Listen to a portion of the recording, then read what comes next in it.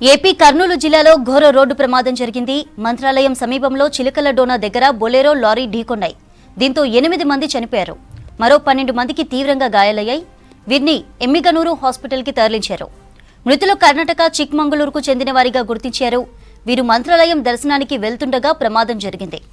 ఘటనా స్థలంలో పోలీసుల సహాయక చర్యలు కొనసాగుతున్నాయి.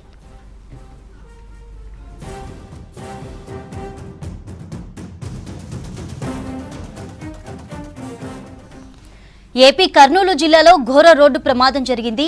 మంత్రాలయం సమీపంలో చిలకల డోనా దగ్గర బొలెరో లారీ ఢీకొన్నాయి. దీంతో 8 మంది చనిపోయారు. మరో 12 మందికి తీవ్రంగా గాయాలయ్యాయి. వీరిని ఎమ్మిగనూరు హాస్పిటల్కి తరలించారు. మృతులు కర్ణాటక చిక్మంగళూరుకు చెందిన వారిగా గుర్తించారు. వీరు మంత్రాలయం దర్శనానికి వెళ్తుండగా ప్రమాదం జరిగింది.